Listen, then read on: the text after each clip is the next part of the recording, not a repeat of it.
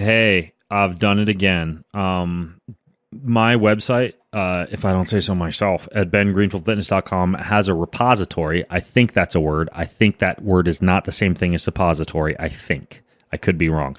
Repository of some of the most mind-blowing cancer-oriented podcasts that exist. I've been fortunate and blessed enough to be able to tap the mind of people who have cured themselves of cancer using very unique methods. And if you're a PubMed researcher, you work for a pharmaceutical company, you probably want to jump through this podcast microphone and throttle me. But I'm just saying, some of my cancer episodes, they're practical, actionable advice that I send people to all the time when they ask me about what I would do if I had cancer. And today is no different. I'm talking with my friend Roger Drummer, who cured himself of incurable, quote, incurable, unquote, prostate cancer. So we're going to talk with him.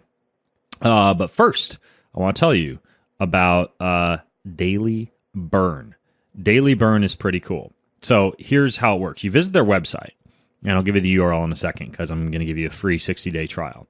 And they have, they're actually the world's leading provider, these on-demand video workout programs that you can do at home. They take way less time than the gym. They cost way less than fancy exercise gadgets. They require little to no equipment. They've got cardio, yoga, kickboxing, dance, you name it. They stream a live new workout every day. You never get bored. You constantly have motivation from their active online community. And thousands of classes for complete beginners to like super pro athletes. It changes the fitness game for travelers and busy parents and people who can't make it to the gym. And like I mentioned, I'm giving you a free 60-day trial. You just go to dailyburn.com/Ben. dailyburn.com/Ben. No cheesy exercise videos, and the stuff really works. This podcast, speaking of stuff that really works, is also brought to you by Gainswave, which is this breakthrough, amazing solution for men who want to optimize their sexual performance.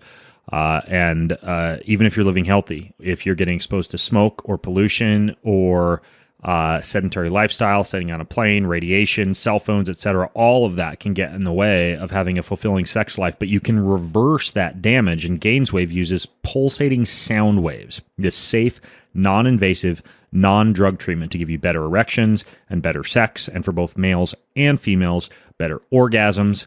The sound waves that they expose your nether regions to cause the growth of new blood vessels, which gives you more oxygen and nutrients to your nether regions, meaning more optimized sensation, better sex, better orgasms. Who does not want that? I know firsthand. I've tried it. It works. And you get 30% off of your first treatment with Gainswave. Mention that you heard about them through this show. That's all you got to do. You go to gainswave.com/Ben, gainswave.com/Ben to find a provider near you. You have to try this out. It is mind-blowingly amazing. So, that being said, let's jump into today's show with Roger Drummer. In this episode of the Ben Greenfield Fitness Show, you know, because of my background in Chinese herbs and how I got involved with it, I instantly felt that it was a spiritual issue. When I got on the internet to look up bladder cancer, the New York Times was running a special on this new immunotherapy they were using for bladder cancer. And within 6 months, all of them had cancer again somewhere else. And I said to my wife, I said, who would have thought having cancer could be this much fun? He's an expert in human performance and nutrition. Voted America's top personal trainer and one of the globe's most influential people in health and fitness. His show provides you with everything you need to optimize physical and mental performance. He is Ben Greenfield. Power, speed, mobility, balance.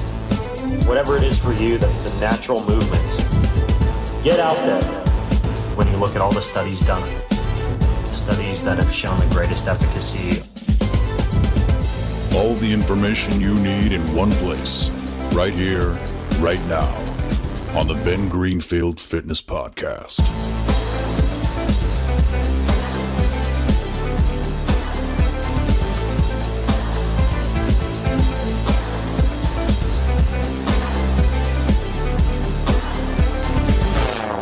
Hey folks, my guest on today's show is Roger Drummer. And Roger is not only a diplomat of Chinese herbology, but he holds patents on growing these different forms of biologically active, what are called anthocyanin-rich medicinal mushrooms. And he's been doing this for 27 years, literally formulating tonic herbs and nutritional programs, all based on Chinese herbology.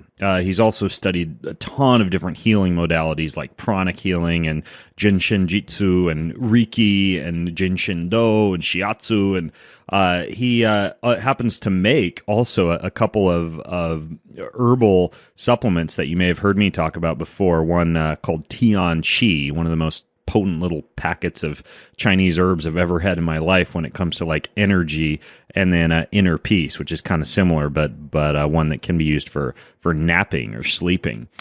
He's such an interesting guy. He's actually been on the Ben Greenfield Fitness podcast 3 times. We did an interview on how adaptogens work. We did an interview on how to boost your brain power with herbology, and we also did one on food labels and Chinese medicine, kind of talked about a whole bunch of different things in that episode. And I will, if you go to bengreenfieldfitness.com/Roger Drummer, I'll link to all the previous episodes I did with Roger, and it's spelled Drummer, Drummer. So go to bengreenfieldfitness.com/Roger Drummer if you find Roger interesting like I do and you want to hear more of him. Anyways, though, so Roger and I email sometimes. In our last email correspondence, Roger told me that last summer he had stage 3 bladder cancer, and that required a bladder and prostate removal along with cutting of the colon to make a new bladder bag, and that's a protocol that has, I believe, like a 20% survival rate. And he was highlighting to me what he went through, and also how he managed and eliminated his cancer with some different and very unique modalities that I thought would be fascinating to delve into on this show, because he had a pretty significant amount of healing occur, shocking amount of healing, really confirmed in 2 different biopsies that I know he had done to make sure it was gone. So this promises to be yet another one of our very interesting episodes on cancer. So Roger, welcome to the show, man. Hey, good to be here. Yeah. So last time we talked, you were churning out Chinese herbs in your mad scientist laboratory in you're in Portland now, right? No, I'm in Henderson, Nevada. Oh, that's right, Henderson. Yeah. For a while, weren't you in Oregon? No, not okay. at all. I have no clue why I thought that. All right. Completely confused you with somebody else, apparently. So you're down in Henderson. And tell me about what happened. Well, I was given a lecture on the phone on a Thursday night. It's actually the weekend of Memorial Day. And by the way, if you're ever going to have a crisis, never do it on the weekend of Memorial Day because nobody's around. So anyway, I got done with my phone call and went in to go to the bathroom and just urinated pure blood. I mean, it didn't look like it was tinted. It was just looked like I was bleeding, and I was passing clots. Holy cow. And I really had no warning of anything other than being a couple of days before that getting extremely tired. And so once I saw the clotting, and it spooked me so much that I started drinking a lot of water because I didn't know exactly what was going on, and I figured clots, I better keep it moving. So I ended up going home, and I was up every 20 minutes bleeding and passing clots until the next morning when I made it into a medical center and started this series of tests, and they couldn't even do a urinalysis because there was too much blood in it. Holy cow. Now for a guy, by the way, and I don't, to my knowledge, ever remember having passed a clot, but does the clot literally like come out your urethra? Yes. That's got to hurt. No, it actually didn't hurt so much as it just felt weird. It was like you're shooting something out of a gun. But I mean, it's just so strange of a feeling. You can feel it coming, and it moves all the way along, and then shoots out into the bathroom. Wow, so it's an odd feeling. Wow. Okay, so you're passing clots and you're bleeding. So I make it to the medical center, and now it's 3 o'clock. By the time I get the CAT scan done and the guy comes out, he goes, look, he goes, I saw something in your system. You're going to have to get an appointment with a urologist. And I said, is there someone I can see right now? And he goes, right now? He goes, oh no, you're going to have to wait till Tuesday. I said, Tuesday? I said, look, I've been bleeding, passing blood for almost 20 hours now. And the guy looks at me and he says, oh, don't worry, you shouldn't bleed out by Tuesday. Oh my gosh. And so I mean, that was my advice I got. So he gave me an antibiotic, which was a pretty potent one. Gave you an antibiotic and told you you'd have enough blood to where you weren't going to die by Tuesday.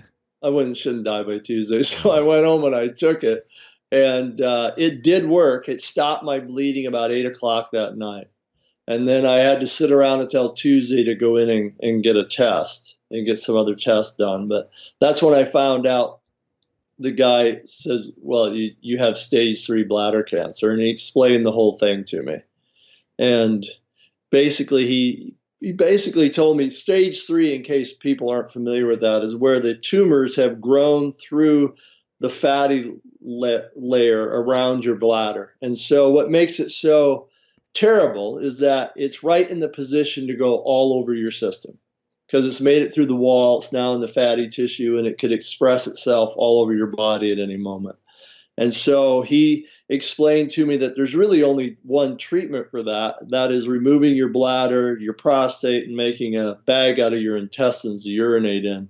And so I'm looking at him, and I mean, literally, you're in shock, because it's kind of hard to describe what the feeling is to be told you have cancer, and then to have one that's so advanced where they're going to take your body parts out and they're going to be peeing in a bag the rest of your life. So, and luckily for me, my doctor had actually had cancer himself before. So he told me, he goes, right now, I know you can't think of anything. You heard the word cancer and you've gone brain dead. He goes, so I want you to go home and think about what I'm telling you, and we'll schedule a surgery. Right. Yeah. So I did that. I was in complete shock, and we set up a surgery. And luckily for me, the first surgery was just to do what they call a resection, where they scrape the tumors out and then set you up for the next big thing where they're going to do all the reconstructive surgery. And so I did that, and he confirmed it was stage 3. And I got through that process and went home. And pretty much when I first found out about it, I didn't know what to do. And plus I was in shock, from the stress of it. And so, and then there's that other part of it, where the thing is, how in the hell did it happen to me?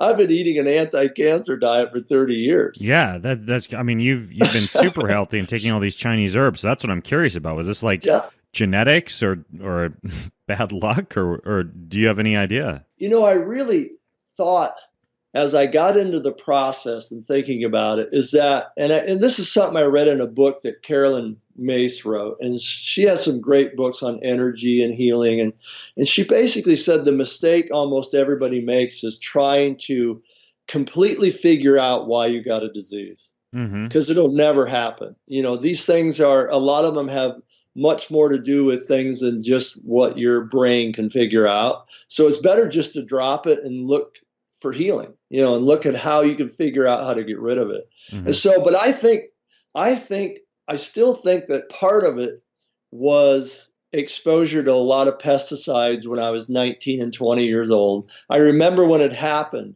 I got a couple toxic exposures when I was around 19. I was working on some farms, doing farm work then. And I remember thinking at the time, God, I'll probably get cancer from this. Yeah. So, and when I asked my doctor, he said, basically you could have been forming this for the last 40 years and it finally manifested. And the fact that you ate so healthy in the last 30 years and you've been doing all this stuff, it probably just took it that long to develop. But it could, we don't know. It could be related to the cigarettes you smoked when you were 19 or the pesticides. He goes, but this is the only treatment. And so I went home and, but I have to be honest with you. When I was told that I had cancer, the first thing that came to my mind, besides the pesticides, was that it was a spiritual issue. I really thought I had messed up and there was something I was doing that was wrong that energetically allowed the environment for this to actually happen. I want to hear a little bit more about what you thought regarding that, but I did want to comment regarding the pesticides that I'm aware of a few studies that have looked into pesticide exposure and the buildup of what are called, I don't know if you've heard of these before, beta glucuronidases. And those are significantly associated with bladder cancer. And so I would certainly say that if you were exposed to pesticides and herbicides heavily while growing up or early on in the day, it could certainly increase your risk from what I've seen, just from a pure chemical standpoint. If you do any research on bladder cancer, and it's really related to chemical exposure. Mm-hmm. Yeah. People that work for paint companies, all these things, that the amount of bladder cancer is just off the charts. You know? So there is a part of that, but because of my background in Chinese herbs and how I got involved with it, I instantly felt that it was a spiritual issue. And it didn't take me long to figure out what I thought it was related to. And I needed to correct it. And so that was not expressing myself creatively and having to do with, and how that affects a certain chakra in your body, which is related to your bladder. Are you talking about like not practicing enough yin and being too yang? No. I mean, just having certain projects that I wanted to do for probably 15 to 20 years and just not doing it because there was a part of me that just was afraid of expressing myself that way and putting myself out there that way. Projects like what? Writing. I had an amazing herb book, which I'm now going to publish on Chinese herbs and the whole process by which I learned Chinese herbs, because it almost reads like a fantasy tale, right? It was so completely like an altered reality to me, the way that I learned Chinese herbology and all the different experiences I had. It's almost something you'd read in some sort of science fiction fairy tale, but it was my real life. And I got into Chinese herbs because I had spiritual experiences. Most people get into Chinese medicine and realize there's a spiritual side. Mm-hmm. I really just studied Chinese herbs because I had just mind-altering experiences that I couldn't explain. So I ended up being at an herb shop just to be in the environment to try and figure out what was happening to me.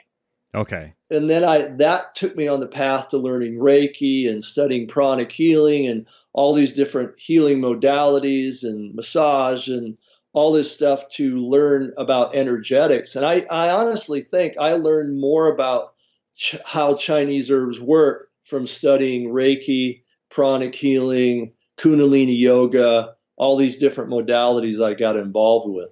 Interesting. Okay, so the reason I asked you about the yin and the yang deficiency was because I did a podcast recently with Paul Chek, who is a holistic health practitioner, and he talked a lot with me about my own need to express yin more.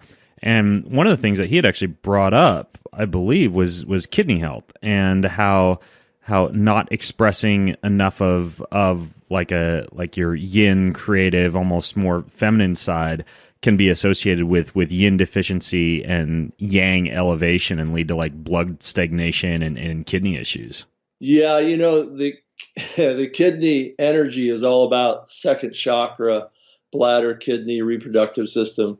Yeah, there's a part of that, and expressing your creativity is more of a yang thing, but the whole process of building it up and energetic build up of that, and then the creation of it, it's all yin and yang activity. And I had chronic fatigue when I got into Chinese herbs, so my kidneys were pretty much depleted of both yin and yang. Wow. So it kind of all leads back to that, and it's probably been building up for a long time. But, for me, I had this book that I started writing, and I just happened to have an incredible agent that I was dealing with who had published 5 or 6 bestsellers, and she read it and thought it was amazing. And then I got turned down at the last stage by a book company, and I threw it in a drawer and never got it out for 15 years. Wow. And so it was really crazy, but that just kind of fed into that part of me that thinks I'm I just wasn't good enough or knew enough to put it out. You know what I mean? Yeah.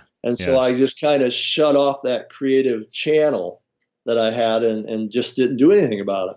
So what did you wind up doing at that point? Once you had kind of, so had you actually had your surgery when you had figured that out? Well, I had my first biopsy. Okay. Where they scraped the tumors out, and the guy wanted me to come back in 30 days to do another kind of pre-op so he could show me how bad it had grown back, and then schedule the final surgery to do everything, right? Mm-hmm. And so I put that off because I wanted a chance to do my own therapy. And so I put it off until September 21st instead of doing it in the middle or the beginning of August. And so what I really did, I went home and I realized, because it was a spiritual issue, but I wasn't going to ignore science and figuring out how to deal with it that way too. But I wanted to combine all of it. And so I started out, the first thing I did before I even got a plan together was I started just juicing. And I had this drink that was came from Edgar Cayce. You familiar with Edgar Cayce? No. Edgar Cayce is a psychic healer from around the 1900s. He's very famous in the United States. And so I started drinking this juice. And, a lot of people would go, well, geez, he started drinking the juice from some psychic healer from 100 years ago. And what sense does that make? But if you look at it and you study all the research now on angiogenesis, what foods are all anti-angiogenesis, which is how a cancer tumor grows new blood pathways to feed itself. Well, everything in my juice from that guy actually fit into that program of angiogenesis. So it was designed to cut off the blood supply to tumors. But I really didn't have much confidence in it, even though I drank it for a month, because I thought, why would that make a big difference for me? I've been on a diet that's basically like that or similar to it for 30 years. So what big difference would that make for me? And I didn't have much confidence in it. But the big turning point really in my whole therapy of what I was doing, besides the fact that I was going to try and change my meditation and all this other stuff, was surprisingly, almost by accident, I just started taking Inner Peace, the product I make. I was so stressed out, and I took 5 of them one day, and it was like my brain just flipped. I got out of the dread, and I got out of the feeling of just, being helpless, and I just started to get into researching stuff. It just made me feel my brain just got out of fight or flight. And I just started researching stuff. And surprisingly, which was really fascinating at the time, when I got on the internet to look up bladder cancer, the New York Times was running a special on this new immunotherapy they were using for bladder cancer, or this new chemo immunotherapy. And they had 3 people they were doing articles on that were all had my exact disease. And they all had their bladder and everything removed. And within 6 months, all of them had cancer again somewhere else. And I'm sitting there thinking, why would I want to go through that process if all these people have cancer again? And the one guy was saying how lucky he was to get this new immunochemotherapy and how it was only going to cost him about $75,000 a year to do it. And I'm thinking, I don't know, something about this picture doesn't make sense to me. And then they showed a picture of him and his doctor, and they're both sitting there drinking soda pop. I'm thinking, I'm thinking this just isn't the path I'm going to go down, right? Right. Mainlining angiogenic fructose into their bloodstream. Yeah. So I really started, once I started on the Inner Peace, I started to just change the way I looked at things. I really started looking into it. And, I didn't have very many people that thought I could do anything about it. In fact, I talked to a couple of doctor friends of mine because I thought they were into alternatives and they would give me a different approach. And both of them told me, said, look, just go have it done. You don't even want to know what's going to happen to you if you don't have your bladder removed and all that stuff done. I was in shock from that, right? So, but once I started doing some research, and then the luckiest thing that happened to me is I have a friend named John who was on the ketogenic diet. And John had had a brain cancer 5 years before that he was sent home and basically told within 3 to 6 months he was, it was about all the time he had, and that he needed to get his affairs in order. And they had done surgery on him and removed 65% of his tumor, but obviously they left 35% in his brain, and he had did chemo or radiation. They basically just sent him home. So he discovered the ketogenic diet on the internet, went on it, and 3 months later went back in for a scan, and his tumor was gone. Yeah, and we've talked about that on the show before, about this metabolic approach to cancer and the idea that cancer can be a state in many cases in which the cells go into a state of lactic acid accumulation and net acidosis due to kind of like out of control glucose utilization and glycolysis and how I believe it's termed the Warburg theory, I believe, of cancer, and this idea that as is outlined really, really well in this book, Tripping Over the Truth, that what you do is you kind of like cut off a lot of the glucose supply to cancer cells via like ketosis. And that's exactly what it is. And John had success. In fact, he told me the meter to buy, and then he just sent me a packet of 30 or 40 strips of glucose strips and ketone strips, and told me to order Tripping Over the Truth. And I read it, and you know what it impressed with me is that this was something I could do, that I could measure a response. It wasn't like juicing where I was just hoping something would happen. But here's a meter I could take, and every day I could measure 3 or 4 times a day and know exactly where I was. So it gave me a feeling that I was now controlling something. And so it also, I came to the realization right away that I'm not going to worry about the amount of nutrition I get in my system. I'm not going to worry about if I eat so many vegetables a day or whether they're all anti-cancerous or whatever. But I'm going to just look at getting into what I call the zone, where the glucose ketone index of 1, which is what most of the research, the guy that wrote the book Cancer is a Metabolic Disease, who does most of the medical research, says you have to get into this state where your glucose is a certain number balanced by your ketones, and that's the glucose ketone index of what they call the number 1. Okay, and what does that number actually reflect, the number 1? That number reflects, if you take your glucose and you divide it by 18 to get the metric number, because that's the numbers they usually use. So like say your glucose is 72, your glucose reading. So you divide that by 18 and you get a 4. So you measure your ketones, you got to have at least a level of 4 on your ketones to divide that into your other number, and then you come out with a 1. That makes sense. So yeah, and so that's what it was, and that's it on every day. And I didn't have any problem with that. Within a day or so, I was right into ketosis because I've been on a high-fat diet anyway, and I'm not overweight. So it was real easy for me to just flip over into it.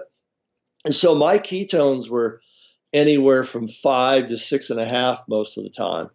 And I learned pretty easily how to keep my blood sugar around 72, 75.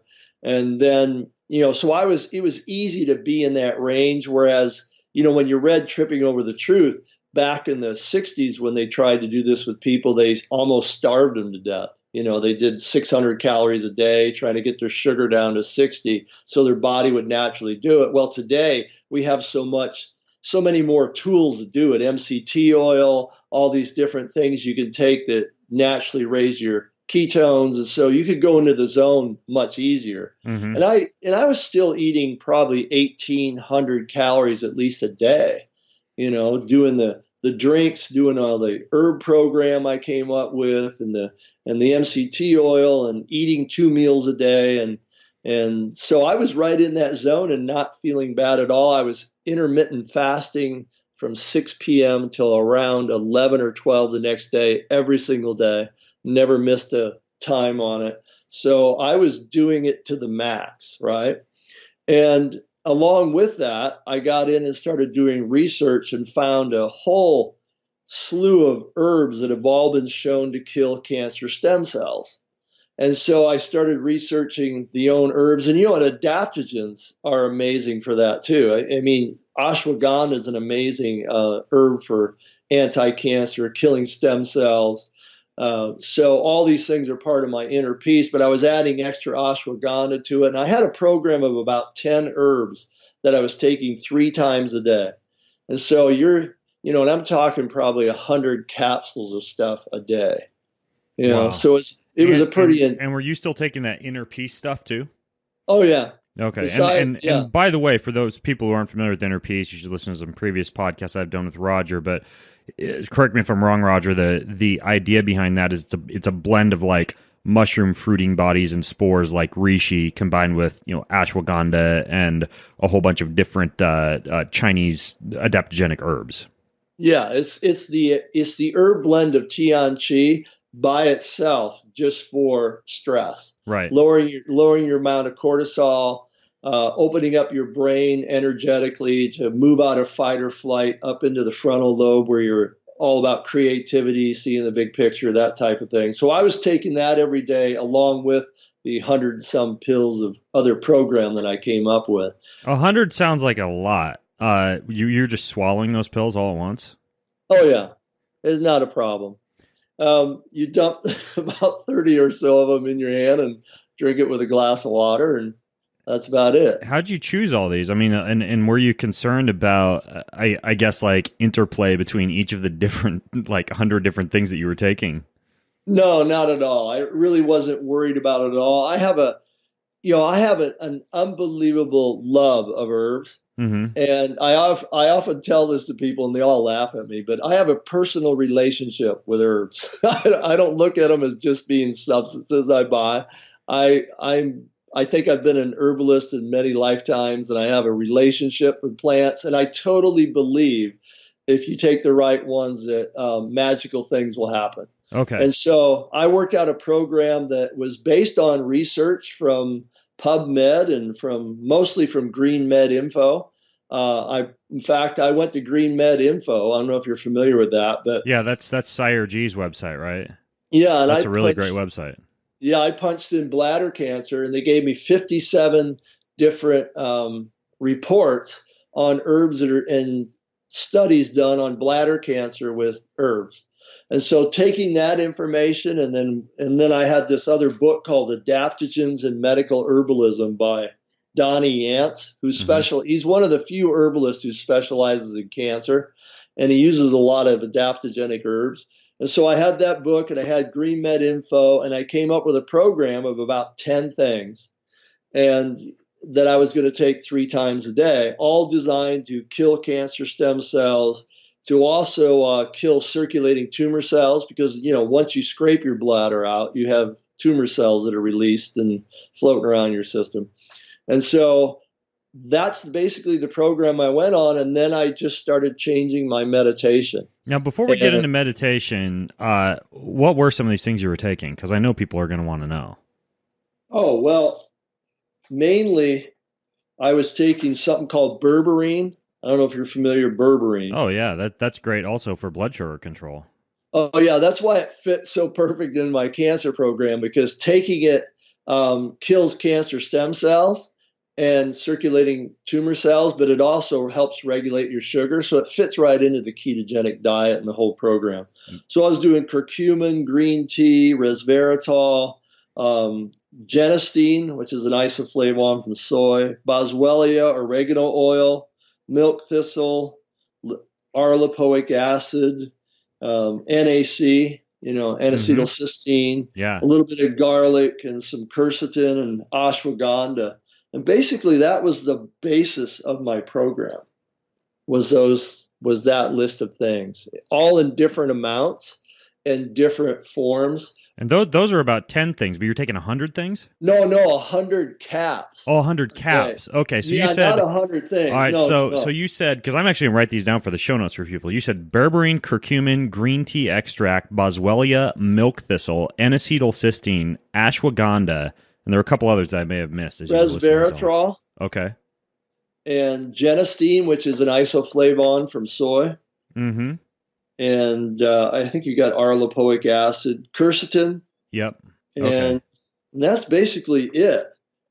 That was the meat of my program. And the reason I had so many caps is like I love and have a great experience with phytosomes. It's a form of taking an active ingredient in an herb and mixing it with a fat. And so I was doing a curcumin phytosome and a green tea phytosome. Yeah. And a curcumin phytosome, I was probably taking 24 caps of just that one herb a day. Wow. And Holy so cow. the green tea, I was taking 6 to 10, depending on how I felt that day. So that's a lot of herb of one particular type. But, half of that cap or so, or even more, is lecithin that it's bound with. So I'm taking a lot of caps at one time.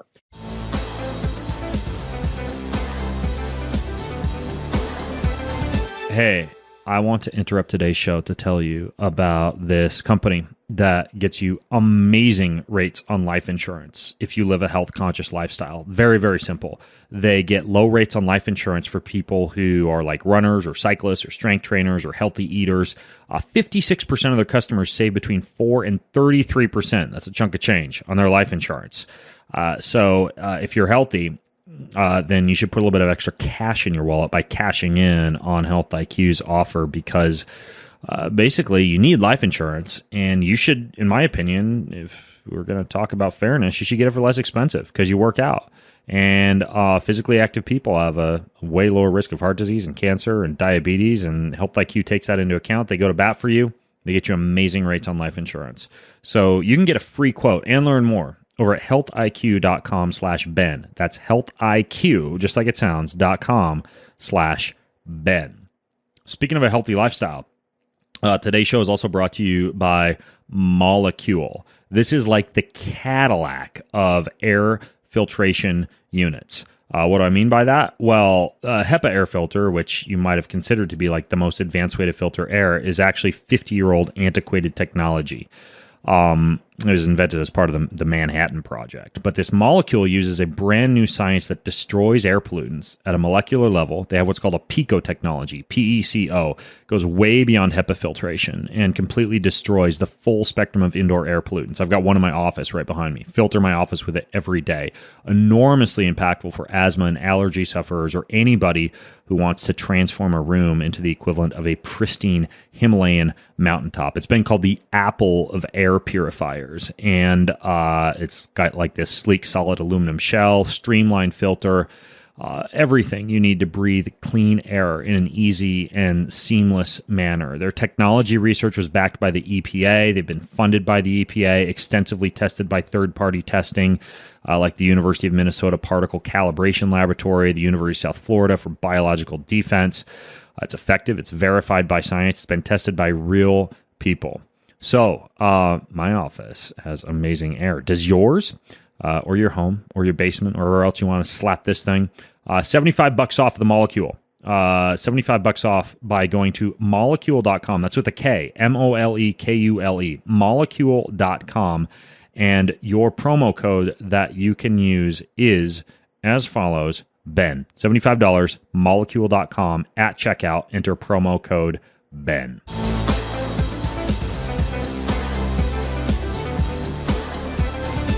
Now, where were you sourcing these from? Were you just kind of like ordering from Amazon, or do you have special sources being an herbologist? No, I was just ordering them off Vitacost website or Amazon. Wow. But I know the manufacturers of most things because I make products. So I can look at a product and then go to the ingredient label and I know what company it came from a lot of times. Got it. So it doesn't matter what brand you buy if it's coming from a company in Italy or something like that. And that's the way it is with the phytosomes. The green tea is the same green tea I use in Tianchi and Inner Peace. So I just got a kilo of that from the warehouse and capped my own. Okay. And the same way with resveratrol. We use a 98% pure organic resveratrol. So I just got a half kilo of that when I was mixing things and making caps. And then the rest of it, I just got off the internet in the form that I was real comfortable with. And that's how I took it. Wow. Amazing. Okay, and by the way, for those of you listening in, I'm taking notes, and you can go to bengreenfieldfitness.com/Roger Drummer if you want to kind of get a list of the different notes and the books that Roger just listed off. So, Roger, you were just starting to get into meditation. You said you changed up your meditation as well. What was your meditation strategy? Well, normally I do Kriya Yoga every morning, and I still continue to do that. What's Kriya it called? Yoga. Kriya Yoga. How do you spell that? Kriya. Okay, what is that? Kriya Yoga is a type of yoga that's mainly promoted by the SRF Foundation, and Paramahansa Yogananda.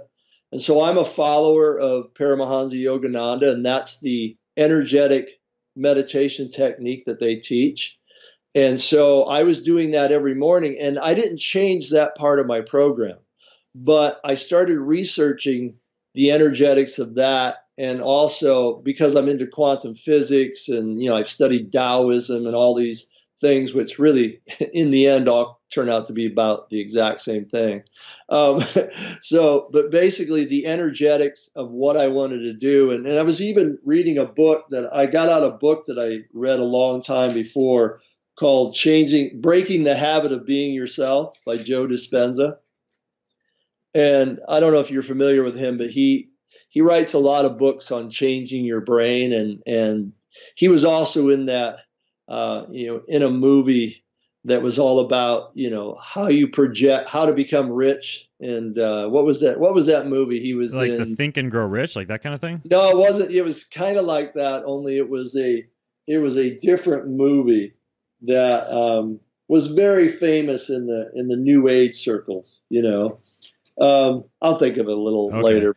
In the meantime, you read a book by him called Breaking the Habit of Being Yourself. Of being yourself. Okay. And basically, it's breaking your patterns and your habits of who you think you are. Okay. And the way that it fit into what I was doing was that whole idea of, instead of praying for something to happen, just assume that it's happening.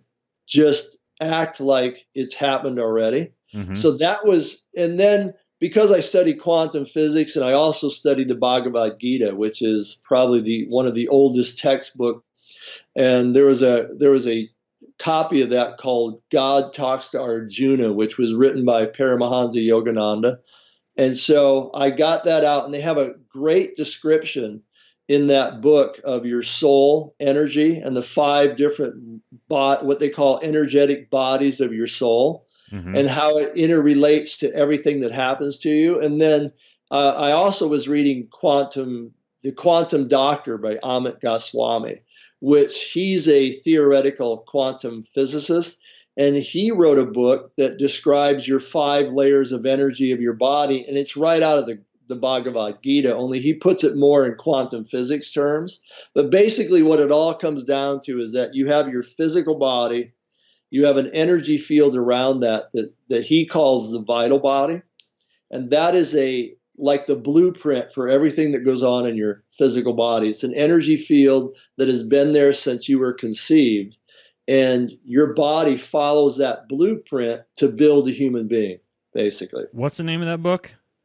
Quantum Doctor by Amit Goswami. That sounds fascinating. Oh, it's an amazing book, and it's based on information out of the Bhagavad Gita, which is 5,000 years old. So yeah, the other person you just brought up was Paramahansa Yogananda. Yes.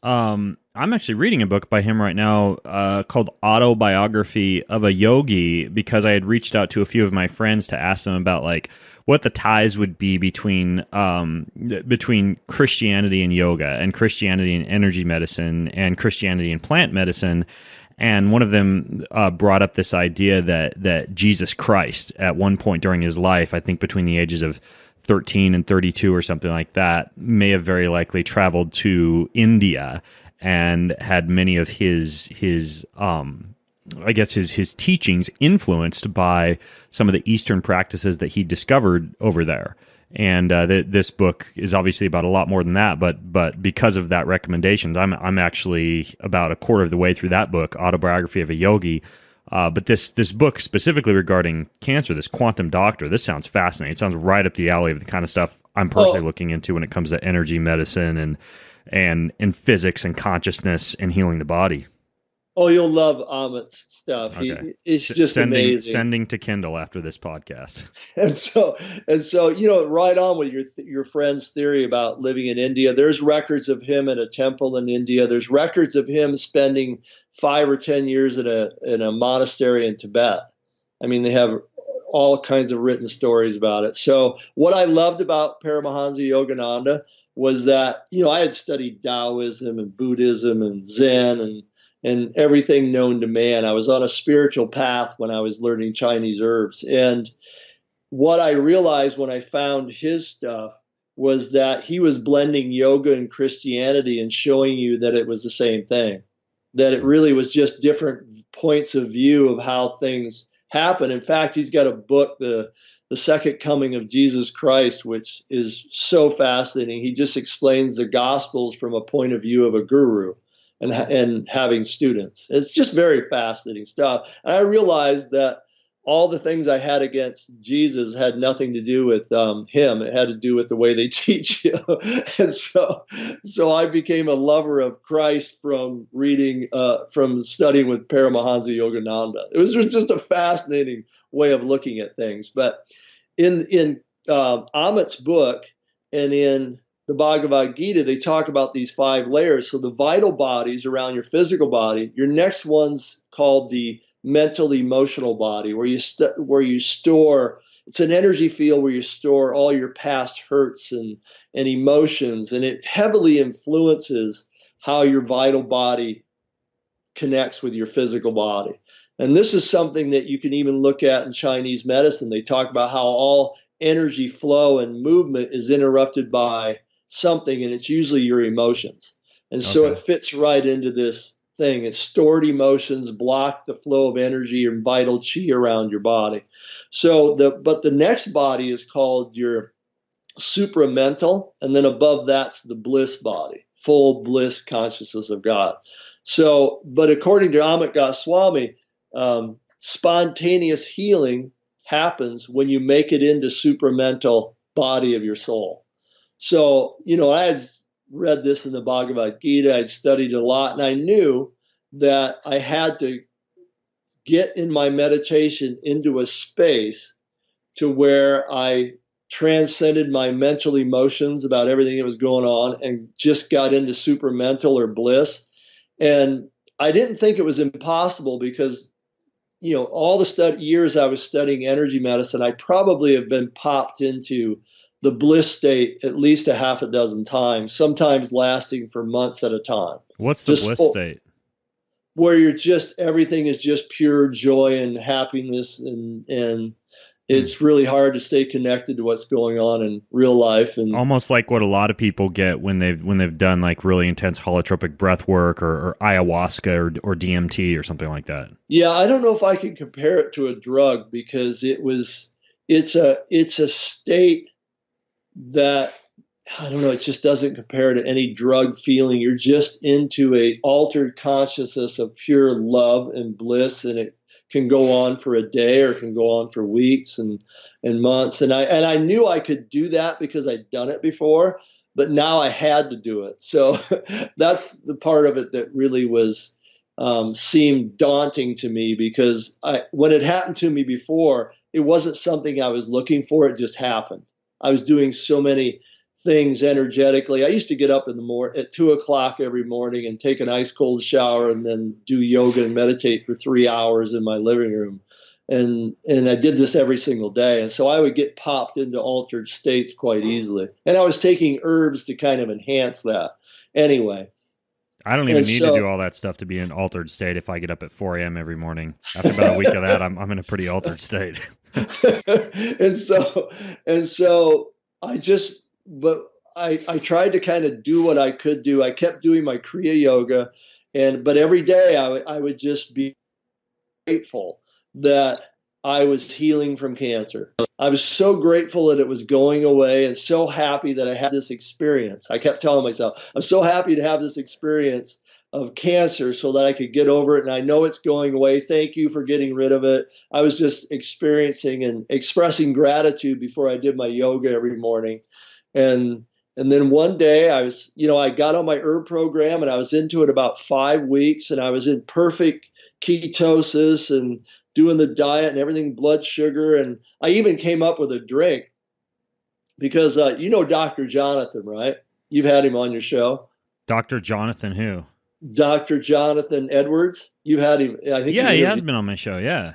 Yeah. Well, he's a friend of mine. And so in this process, I was talking to him about some beta hydroxybutyrate. So I formulated him a product to raise your ketones. So I was having so much fun. I was formulating this for him, that he now sells to his cycling buddies and stuff. And it was helping raise my ketones even higher. And I was doing all these experiments with new products and taking all the herbs. And one day I was in my living room, and it was about 5 weeks into it, and I got blissed out. All of a sudden, I got so happy. And and I could tell it was happening because I had it happen before. And I was just ecstatic. And I walked out in the kitchen, and this was like the 1st of September or so. And I said to my wife, I said, "Hun," I said, "who would have thought having cancer could be this much fun?" And my wife looks at me with the strangest look on her face. She goes, "What in the hell are you talking about? You could die." I said, "Oh, no, I'm done with it. I've moved on." She goes, "You moved on?" I said, "Yeah, I've moved on. I'm done with it. It's gone." She goes, "Oh, okay." And then she didn't look at me.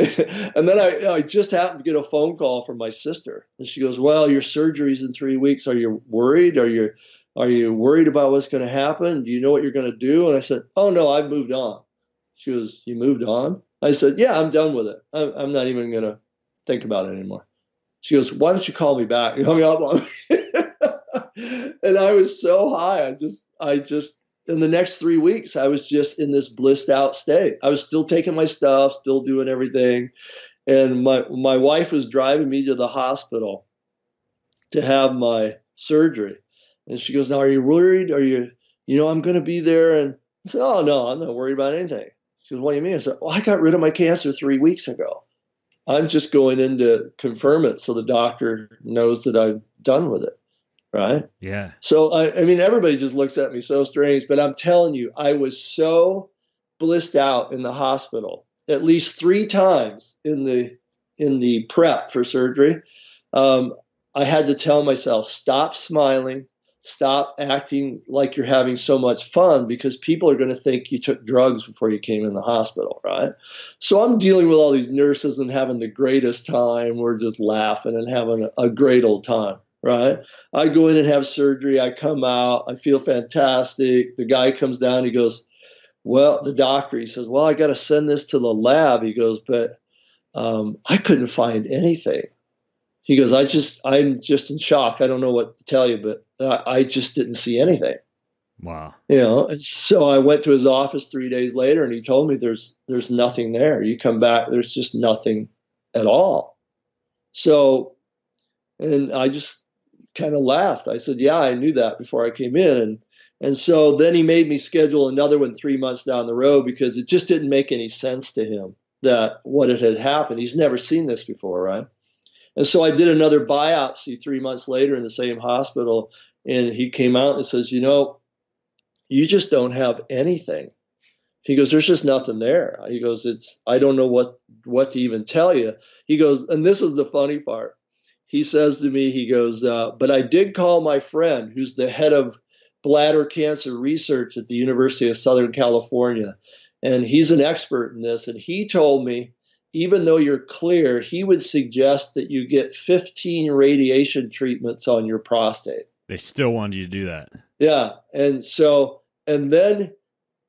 I just sat there and looked at him, and then he smiled and he leaned in. He goes, "I got a funny feeling you're not going to do that one." Yeah. No kidding. I said, "No kidding." And so then he made me agree to come back for 4 more biopsies the next year. And I agreed just to get out of the office. But I knew I wasn't going to come back. So I went into his office and just had a cystoscopy in June. And he told me, "You're so clear." He goes, "Don't even bother to come back and see me ever." He goes, "You're just done." And so when I was leaving, he goes, "You ought to write a book." He goes, "I got all your pictures if you need them." That's what he told me. And that's basically the end of it. I've had a couple of Amazing. scans that I paid for myself just to check things out, and I don't have a single thing going on anywhere. Wow. Wow. Now, what about one thing I wanted to ask you about? So you brought up Dr. Jonathan Edwards, and he actually wrote a couple of articles for bengreenfieldfitness.com about oxygen therapy, like hyperbaric oxygen therapy, and some of these things that you might consider to be like techie biohacks. Did you mess around with like that? Like, you know, I've had people on the show talk about ozone therapy and hyperbaric oxygen, some of these type of things. Did you incorporate anything like that, or were you just doing the 100 pills a day? You know, I did not. I looked into it, and you know, I have a really highly developed intuition from meditating, and it's always been something that's been with me the whole time I've been an herbalist, and it just didn't sit with me. It just didn't seem like it was appropriate or that I actually needed it. The herbs I picked out, they all seemed to resonate with me, and I just felt so comfortable going on that program. And again, I can't stress enough how important I think the ketogenic diet was in it, because literally you're starving your cancer to death. It can't eat. There's nothing for it there to run on. And I had changed my metabolism completely over to where I literally was in a state of ketosis, I think, every single moment of the day. And you know, if you read those books, a cancer cell requires 18 times more glucose than a normal cell. And when you completely shut off your glucose response, like my level of insulin, fasting insulin is below 2 normally. Right? And then my ketones are always between 5 and 6, and my blood sugar is somewhere between 60 and 72 all the time. And when you do that, every day I'd almost chuckle when I'm taking my herbs, and I take my little readings, and I just go, oh, it's starving to death. And I'd laugh. I'm killing it. And I'd laugh. Right. And that was part of the whole mental process to get to bliss anyway. I was laughing because of what I was doing to my cancer. I knew I was killing it because it was starving to death. You know, the other idea I should mention when you're talking about this metabolic theory of cancer and limiting the fuel available for cellular fermentation, it was specifically glucose. The other idea is that glutamine can also contribute to this fermentation, and a lot of people see success starving cancer cells also with protein restriction. Were you doing protein restriction as well? I was, because on that diet, what I found out is if I overate protein, it usually just turned to sugar, and then I'd have an issue with my sugar. And I could always trace it back to, I ate more protein the day before. My sugar's a little bit higher. I go into this process and I eliminate it. So I only ate protein twice a day.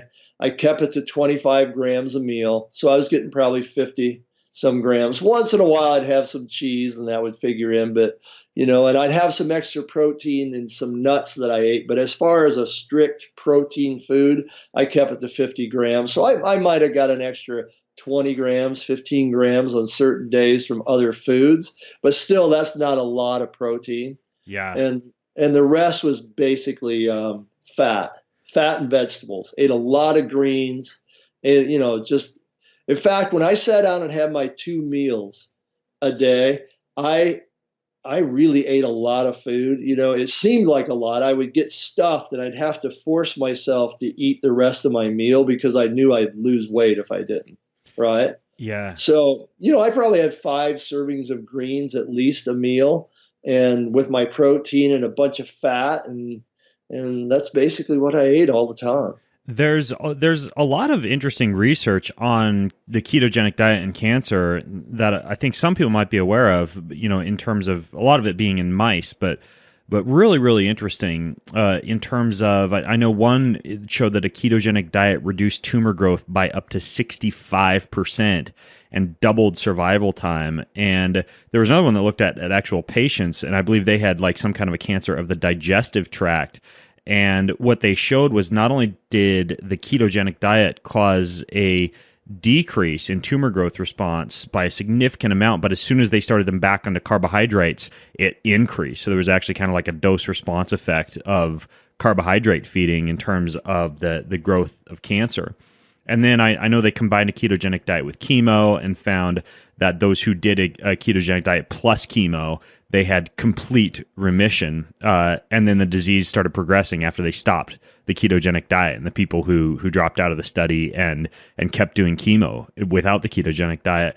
But then one study that I found, and I'll link to all these in the show notes for those of you who want to dig into this. And this is why I asked you about the hyperbaric oxygen, Roger. I don't know if you saw this one, but there was a study, again, this one was in mice, admittedly, but they tested a ketogenic diet with and then also without this use of hyperbaric oxygen therapy, and they found that adding in the hyperbaric oxygen increased the mean survival to 78%. Wow. Versus the increase in mean survival was still increased with the ketogenic diet. It was increased by about 56%, but it got like 20% higher just by adding in hyperbaric oxygen, which is that's one of the reasons I asked you about that, was because I've seen some really good studies as far as like adding that into a ketogenic approach as well. Yeah, I read a lot of that, but again, I just didn't feel like I needed it. I just felt like I was on a great program and that I was killing it every day. Obviously what you did worked. Yeah, you know, I'm amazed, and I've done a lot of reading on the combining chemo and radiation with ketogenic diet, and there's something fascinating I read. I think it was that fact that most cancer cells use an active glutathione within the cell to protect it from chemotherapy and radiation. But when you're on a ketogenic diet for a week before the treatment, it actually shuts off that glutathione. It makes it inactive. And so the cells are more responsive to chemotherapy and radiation. Yeah. So it's a great plus. And, you know, one of the things I watched was an interview with the doctor who, Tom, I think it's Seafield or Sayfield. Yeah, Thomas Seafried. I think it's Seafried. Yeah, he wrote the cancer as a metabolic disease, and in his video he says if you have stage 3 cancer or above, you have to do chemo and radiation. You just can't do the ketogenic diet. And I'm sitting there watching it, going, God, I'm glad mine is gone now. Before I saw this video, because you don't need anything like, it's kind of fear-based stuff. But I just got into a space, and I was blissed out for probably 8 weeks after my initial just getting blissed. I mean, everything was just pure love and joy for about 8 weeks. And the only thing that brought me out of it was I got an allergy attack to some ragweed here in Nevada. I started sneezing all the time, and that kind of ruined it for me. Wow. But it was just an amazing experience. I look back on it now as one of the great things that ever happened to me. Yeah. it's kind of fun. It sounds like it completely kind of changed the trajectory of I shouldn't say your career, but like almost like the things that you're doing with your life. So, and you're writing this book now as well, right? Yeah, I'm going to write a book on cancer, and the whole experience of it, and give people, well, you should say, based off of what you've just highlighted to me, you should say, I have written a book on cancer, right? I have written a book on cancer, and I have written a book on herbs. Right. So I'm getting all that, processed, and I'm going to move forward my creative expressive self. Yeah, I love it. Well, I've taken some pretty copious notes during our discussion. I mean, you've mentioned tons of books that'll be. It's hard being a podcaster, Roger, because I talk to all these fascinating people, and I really do now. I read a book a day as a result of my podcasting habit, and because I'm talking to an interesting guy like you every day for like an hour to an hour and a half, and reading a book a day. The information fire hose is dizzying, but I love it, and hopefully other people are going to get something out of this. I will also, in the show notes, I'll link to some of those studies that I mentioned, all the books that you mentioned, and then also I'll hunt down some good resources for all the supplements that you talked about as well. We've talked about your formulations like Inner Peace and Tian Chi before on previous episodes, so I don't think we need to take a deep dive into those. But what I'll do for those is I'll put links to my previous podcast with Roger about some of his specific formulations as well. And by the way, Roger, I was going to ask you, are you still taking both the Tian Chi and the Inner Peace as well? Well, right now I do both formulas. I have changed because during my cancer, I actually stopped taking Tian Chi and just did Inner Peace. And the reason for that really was that I just didn't think I could fit that much more herb in my program. Yeah, that's a lot of herb. And the inner peace flipped my brain. It really put me into a space where I was just feeling, fantastic from it. I needed that extra, just straight anti-stress function, right?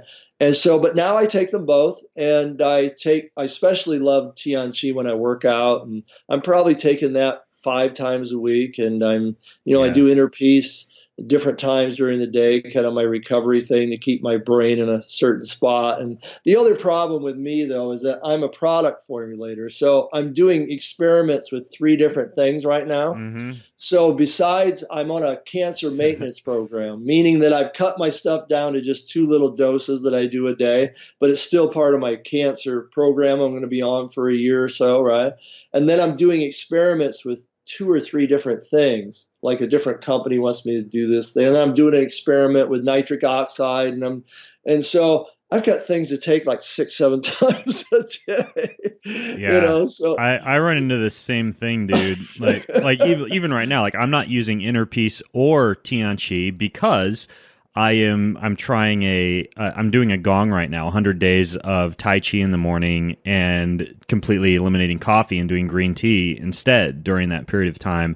So I'm trying to pay attention to basically my body very intensively. So I've eliminated a lot of anything even closely resembling like a stimulant or anything like that aside from the green tea. And then I'm also experimenting right now with these different series of vape pens for cannabidiol. And so I've started to kind of use those, during the evening or during nap time when I'd normally take Inner Peace. So yeah, when you're experimenting, like, guys like you and I do, sometimes you're kind of taking one thing for 30 days and trying something else. But ultimately, that's how we get the word out to people and turn ourselves into little self-experimental guinea pigs. I'm impressed if you're not drinking coffee, because I thought that was just part of your DNA. It kind of is. Like growing up, my dad was a coffee roaster. I mean, like, I know. My company is developing a coffee. I freaking love coffee, but at the same time, it's like, you gotta try some of these other things out. And my one of my clients is a chef back in New York City, and he's like a French-Japanese chef, and he goes out into the mountains of Japan every year and connects with these farmers and brings back like these bags of tea, these tiny bags of green tea, like $200 a bag, and he sends these to me. So I have a pretty good stock of amazing green teas. So life isn't too bad with it. It's the type of green tea where you can literally eat the stem and the leaf after you've drank the cup of tea, and it just tastes amazing. Wow. The umami flavor is out of sight. So life could be a lot worse on the no coffee thing. Wow. I never drank coffee until I got cancer. Oh, wow. And the only reason I started doing it was to get MCT into my system. So I started doing my own version of the bulletproof thing, and mainly to get a large amount of fat with a couple doses of herbs, because I know the fat helps with a lot of the flavonoids and herbs and active ingredients to absorb better. So that's how I started doing it, and having to regulate the caffeine of it a little bit because I'm just not used to taking stuff like that. Yeah, well, when it comes to liver cancer, I mean, there's some pretty good evidence for coffee reducing the risk of liver cancer. Oh, no, it works. It can be part of a great health program. I have no doubt about it. I used to think when I was an herbalist in LA that, everybody had to get off coffee. And then I realized one day, I think I've talked to 20,000 people, and they've all had pretty good responses to herbs, and none of them quit drinking coffee. Everybody drinks coffee. Yeah. Yeah. It's what it is, Yeah, well, I am still a fan of coffee, I got to admit. But you've got a whole bunch of other resources that you've given us. So I'm just going to link to all this stuff in the show notes for folks. And again, you can access those over at bengreenfieldfitness.com/Roger Drummer. That's bengreenfieldfitness.com/Roger Drummer, along with all the other resources that Roger mentioned during this show.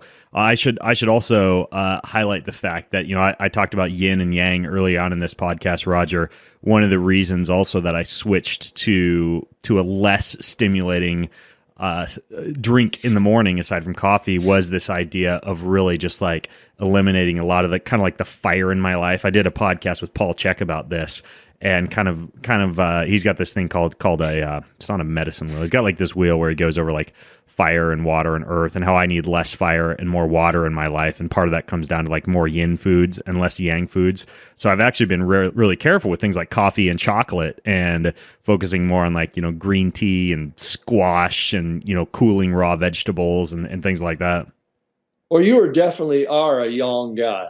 Yeah. Oh, totally. Yeah. That's easy to see that you're a very expressive, physical, active type. And one of the earliest things I learned about yin, which I never forgot, is you have to look at it as almost like the wood in a fireplace. Mm-hmm. You can have a roaring fire, but it's going to burn out really quick unless you keep stoking the wood. And the wood is the yin. It's the fuel. Yeah. It's the substance that you burn. And so you're someone that probably needs to always be stoking the substance and keeping the fuel there, because you're always going to be expressing yourself. Yeah. Yeah. I love it. Well, you and I speak the same language, Roger, and as usual, I really dig all the things that you're up to. So thanks for coming on the show and sharing all this stuff with us, man. Oh, it was a great time as always. Awesome. Well, folks, I hope you got a lot out of this. Again, bengreenfieldfitness.com/Roger Drummer is where you can access the show notes, leave your comments, leave your questions. As usual, we also transcribe all the episodes. You can get access to the transcription usually within about a week or two after the podcast gets released. And Roger, thanks so much for coming on the show, man. All right. Thanks for having me, Ben. Folks, I'm Ben Greenfield along with Roger Drummer, signing out from bengreenfieldfitness.com. Have an amazing week. You've been listening to the Ben Greenfield Fitness Podcast.